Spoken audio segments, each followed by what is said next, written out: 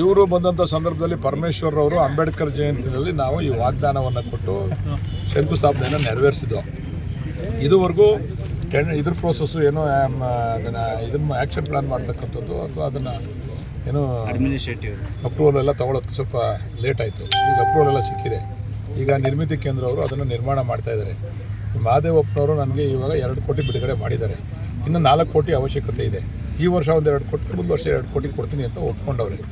6 ಕೋಟಿ ವೆಚ್ಚದಲ್ಲಿ ಒಳ್ಳೆ ಭಾಳ ಅದ್ಭುತವಾಗಿರ್ತಕ್ಕಂಥ, ಯಾವಾಗಲೂ ಕೂಡ ಮೊದಲು ಹಿಂದೆ ಇತ್ತು, ಅದನ್ನು ನಾವೇ ಮಾಡಿದ್ದು. ಆದರೆ ಅದು ಸರಿಯಾದ ರೀತಿಯಲ್ಲಿ ನಾವು ಮಾಡೋಕ್ಕಾಗಲಿಲ್ಲ. ಅವಾಗ ಇದನ್ನು ಭಾಳ ಸುಸಜ್ಜಿತವಾದಂಥ ಒಂದು ಭವನವನ್ನು ಅಂಬೇಡ್ಕರ್ ಅವರ ಹೆಸರಿನಲ್ಲಿ ಎಲ್ಲ ಕಾರ್ಯಕ್ರಮಗಳು ಕೂಡ ಇಲ್ಲಿ ನಡಿಬೇಕು. ಯಾಕಂದರೆ ಸಂವಿಧಾನವನ್ನು ಈ ದೇಶಕ್ಕೆ ಕೊಟ್ಟಂಥ ಪುಣ್ಯಾತ್ಮ ಅಂತಂದರೆ ಅಂಬೇಡ್ಕರ್ ಅವರು.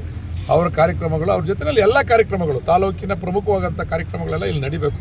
ಆ ದಶೆಯಲ್ಲಿ ಪ್ರಾರಂಭ ಮಾಡಿ. ಭವನದಲ್ಲಿ ಏನೆಲ್ಲ ವಿಶೇಷತೆ ಇದೆ ಸರ್? ಕಾಮಗಾರಿ ಮಾಡೋದಿಲ್ಲ ಸರ್.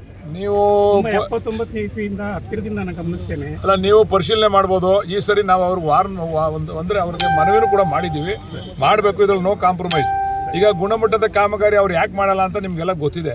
ನಾವು ರಾಜಕಾರಣಿಗಳು ಅವ್ರನ್ನ ಜಾಸ್ತಿ ಹಿಂಡಕ್ಕೆ ಹೋದರೆ ಅವ್ರು ಗುಣಮಟ್ಟದ ಕಾಮಗಾರಿ ಕಡಿಮೆ ಮಾಡ್ತಾರೆ. ನಾವು ಅವ್ರಿಗೆ ಫ್ರೀ ಬಿಟ್ರೆ ಅವ್ರು ಒಳ್ಳೆ ಕಾಮಗಾರಿ ಮಾಡಿಕೊಡ್ತಾರೆ. ಅದನ್ನ ಮಾಡಿಕೊಡ್ಬೇಕು ಅಂತ ನಾನು ಹೇಳಿದ್ದೀನಿ. ಯಾವ ಜಾಗದಲ್ಲಿ 1 ವರ್ಷ, ಒಂದೂವರೆ ವರ್ಷದಲ್ಲಿ ಮುಗಿಸ್ತೀವಿ. ಈಗ ಅದೇ ಅಂಬೇಡ್ಕರ್ ಭವನ ಇದೇ ಜಾಗ. ಅಲ್ಲಿ ಮುನ್ಸಿಪಲ್ ಶಾಪ್ಸ್ ಬರ್ತದೆ, ಅದ್ರ ಪಕ್ಕದಲ್ಲಿ ಅಂಬೇಡ್ಕರ್ ಭವನ ಬರ್ತದೆ, ಇದ್ರ ಪಕ್ಕದಲ್ಲಿ ಹಾಸ್ಪಿಟಲ್ ಬರ್ತದೆ. ಸರ್, ಏನೆಲ್ಲ ವಿಶೇಷತೆ ಇದೆ ಸರ್ ಭವನದಲ್ಲಿ?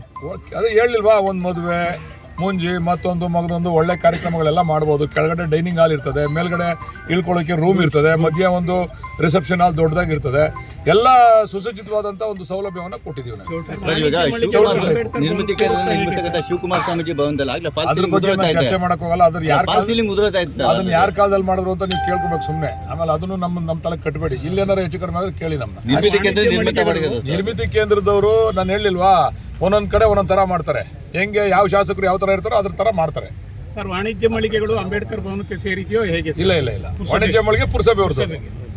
ಅಂಬೇಡ್ಕರ್ ಭವನ ಬಂದು ನಮ್ಮ ಸೋಷಿಯಲ್ ವೆಲ್ಫೇರ್ ಡಿಪಾರ್ಟ್ಮೆಂಟ್, ವಾಣಿಜ್ಯ ಮಳಿಗೆ ಬಂದು ಪುರಸಭೆ ಅವ್ರಿಗೆ. ನಮ್ಗೆ ಆದಾಯನೂ ಬರ್ಬೇಕಲ್ಲ, ನಾವು ಮೇಂಟೈನ್ ಮಾಡ್ಬೇಕಲ್ಲ, ಅದು ಆದಾಯನೂ ಬರ್ಬೇಕು ನಮ್ಗೆ. ಆ ದೃಷ್ಟಿಯಿಂದ ವಾಣಿಜ್ಯ ಮಳಿಗೆಗಳನ್ನ ಅಲ್ಲಿ ಕಟ್ಟಕ್ಕೆ ತೀರ್ಮಾನ ಮಾಡಿ. ಟೆಂಡರ್ ಆಗಿದೆ. ಜಯರಾಮಣ್ಣವ್ರು ಯಾವತ್ತು ನಮಗೆ ಮನ್ಸು ಮಾಡಿ ಪರ್ಮಿಷನ್ ಕೊಡಿಸ್ತಾರೋ ಅವ್ರು ಶುರು ಮಾಡ್ತೀವಿ. ಸರ್, ಈಗ ಬಾಬು ಜಗಜೀವರಾಮ್ ಸರ್ ಬಾಬು ಜಗಜೀವನ್ ಭವನ ಅವಾಗ ಸರ್ ಅದನ್ನು ಶುರು ಮಾಡ್ತೀವಿ. ಅದು ಅಂತಿಮ ಹಂತದಲ್ಲಿದೆ. ಅದನ್ನ ಜಾಗನೂ ಆಗ್ಲೇ ತೋರಿಸಿದೀವಿ, ಅಲ್ಲಿ ಪ್ರಾರಂಭ.